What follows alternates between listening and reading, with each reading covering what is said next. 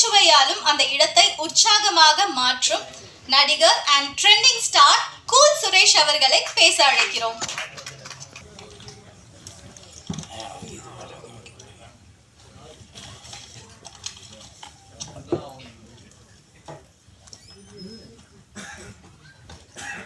மேடையில் அமர்ந்திருக்கும் அனைவருக்கும் வணக்கம். பத்திரிகை நண்பர்கள், ஊடக நண்பர்கள் அனைவருக்கும் வணக்கம். மேடையில் பேசி கைத்தட்டல் வாங்குற அளவுக்கு நான் பெரிய பேச்சாளர் இல்லை, அதனால் தயவுசெய்து நீங்களே ஒரு கைத்தட்டல். இந்த கைத்தட்டல்கள் அனைத்தும் விசாரணை கைதி அந்த டீமுக்கு தான் போய் சேரும். இப்போ நான் ட்ரெய்லர் பார்க்கும்போது, சாங்ஸ்லாம் பார்க்கும்போது எல்லோரும் அவ்வளோ என்ஜாய் பண்ணி பார்த்தாங்க. மகேந்திரன் எல்லாரையும் விட மகேந்திரன் வந்து ரொம்ப என்ஜாய் பண்ணி அந்த குத்து சாங்லாம் ரொம்ப என்ஜாய் பண்ணி பார்த்தாரு. ஸோ இன்னமும் வந்து அவர் நாட்டாமலேருந்து இன்னும் அந்த டீச்சரை தூக்கின்னு போனது யாருன்னு இன்னும் அவர் மறக்காமல் இருக்கிறாருன்னு நினைக்கிறேன். என்றும் இளமோடு இருக்கும் மாஸ்டர் மகேந்திரனுக்கு வாழ்த்துக்கள். ஹீரோ உன்னிகிருஷ்ணன் அவர்கள், அவர் வந்து எனக்கு அதெல்லாம் விட அவரோட தாடி தான் ரொம்ப பிடிச்சிருந்தது. எல்லாருக்கும் தாடி நமக்கு இது வரைக்கும் வரும், இல்லை சில பேருக்கு ஆட்டு தாடி மாதிரி வரும். இவருக்கு பார்த்தீங்கன்னா அந்த இதில் ட்ரெயிலர் பார்க்கும்போது தெரிஞ்சது, சாங்லாம் இப்படி கிராஸாக இருந்துச்சு. அப்போ வந்து அசோகன் சார் வச்சுருப்பார். அந்த மாதிரி ஒரு நல்ல ஸ்டைலாக அந்த கிருதாவோடு சேர்ந்த அந்த தாடி எனக்கு ரொம்ப பிடிச்சிருந்தது சார். உங்களுக்கு என் மனமார்ந்த வாழ்த்துக்கள். ஏன்னா ஒரு ஹீரோட்டையும் ஒரு ஸ்டைல் இருக்கும். இப்போ ரஜினி சார்கிட்ட ஒரு ஸ்டைல் இருக்கும், ஆக்ஷன் கிங்கிட்ட ஒரு ஆக்ஷன் ஸ்டைல் இருக்கும். அந்த மாதிரி உங்கள்கிட்ட அந்த தாடி வந்து நல்ல ஸ்டைலாக இருக்குது. உங்களுக்கு மனமார்ந்த வாழ்த்துக்கள். அப்புறம் படத்தோட தயாரிப்பாளர் வெங்கடேஷ் சார், நீங்கள் கல்லங்கப்படம் இல்லாத ஒரு மனிதராக இருப்பீங்கன்னு நினைக்கிறேன். உங்களுக்கு மனமார்ந்த வாழ்த்துக்கள். சரிங்களா? அப்புறம் டைரக்டர் மணிகண்டன் சார் ரொம்ப ஒரு மாதிரி பதட்டத்தில் இருக்கிறாரு. உங்களுக்கு மனமார்ந்த வாழ்த்துக்கள். கண்டிப்பாக அந்த படம் நீங்கள் ஜெயிப்பீங்க. சரிங்களா? கண்டிப்பாக வேலை கிடைக்கும். சரிங்களா? கவலைப்படாதீங்க. இது கை தட்டிடாதீங்க, கை தட்டிடாதீங்க. அப்புறம் என் உயிரினும் மேலான அன்பு உடன்பிறப்பு சேலம் ஆர்ஆர் ஐயா அவர்களுக்கு என் மனமார்ந்த நன்றிகளை தெரிவித்துக் கொள்கிறேன். அந்த இடத்துல ஒரு விசாரணை நடக்கணும் அப்படின்றக்காக இந்த மேடையை நான் பயன்படுத்திக்கிறேன். ராஜன் சார், உங்களுக்கா நான் ஒரு தடவை ஸ்டேஜ் அங்கே பார்த்தேன். ஒருத்தர் கூட உங்களுக்கு ஏதோ மனக்கசப்பு, அப்போ உங்கள் தொடைய அப்படியே வாடா அப்படின்னீங்க.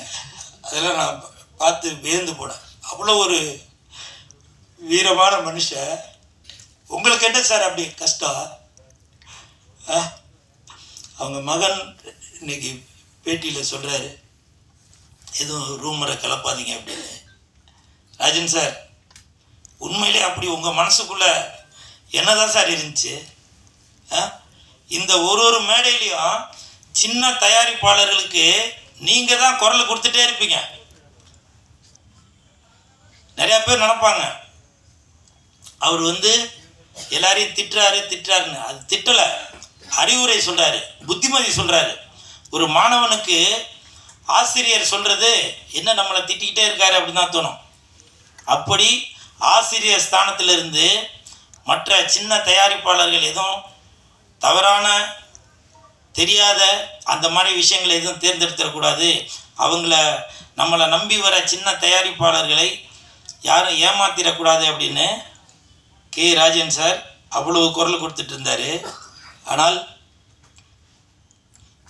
85 வயசு நான் இருப்பேனான்னு தெரியல. இன்னமும் அவ்வளோ ஒரு உறுதியான உடலோடு தான் நீங்கள் இருந்தீங்க. உண்மையிலேயே அந்த வெள்ளை சட்டை வெள்ளை பேண்ட்டு அது உங்களுடைய அடையாளம்.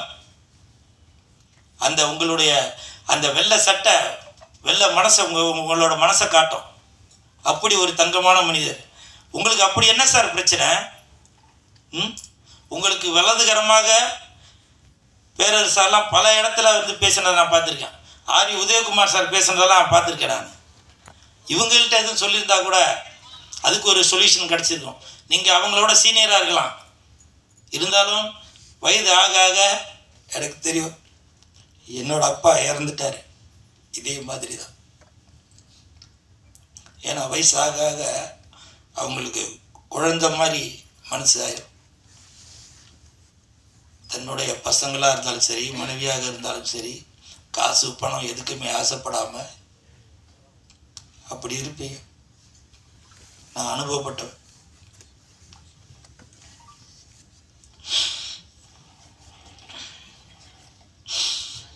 அதே மாதிரி சிஎம் விஜய் சார் இன்னைக்கு சிஎம் ஆயிருக்காரு. எனக்கு தெரிஞ்சு விஜய் சாரோட அப்பா சந்திரசேகர் சார், அம்மா அவங்கள விட சிஎம் ஆகணும் அப்படின்னு கே ராஜன் சார் தான் அப்போ இருந்து நினச்சிட்டே இருந்தார். ஏன் அடுத்த ஒரு மாற்றம் வரணும் சினிமாவில். எனக்கு அதை பற்றி பேசுகிறதுக்கு எனக்கு அனுபவம் பத்தாது. ஆனால் பல பேர் சொல்லுவாங்க சினிமா ஒருத்தங்க கையில் இருக்குது, அங்கேருந்து வெளியில் வரணும் அப்படின்னு. ஏன்னா நான் ஸ்க்ரீனுக்கு முன்னாடி மட்டும்தான் நடிக்கிறவன், பின்னாடி நடக்கிற விஷயங்கள் எனக்கு தெரியாது. அந்த தயாரிப்பாளரோட வழி என்னன்றது எனக்கு தெரியாது. அது எல்லாம் உணர்ந்து கே ராஜன் சார் அடிக்கடி சொல்லிகிட்டே வருவார், என்னுடைய தயாரிப்பாளர் இந்த நிலைமைக்கு வந்துட்டு இருக்காங்க, அவங்கள காப்பாற்றணும் அப்படின்னு சொல்லிட்டு இருப்பார். அப்படி ஒரு மாற்று அரசியல் இப்போ வந்திருக்கு. இங்கே நான் வந்தப்போ கூட பல ப்ரெஸ்ஸுக்காரங்க என்கிட்ட கேட்டாங்க பழசெல்லாம் ஞாபகப்படுத்தி. ஏன்னா சில இடத்துல நான் கே ராஜன் சார்னால தான் பிரபலமே ஆனேன். எனக்கு அவ்வளோ புத்திமதி சொன்னார். இது எனக்கு ஒரு தாய் வீடு மாதிரி, அவர் எனக்கு தந்தை மாதிரி.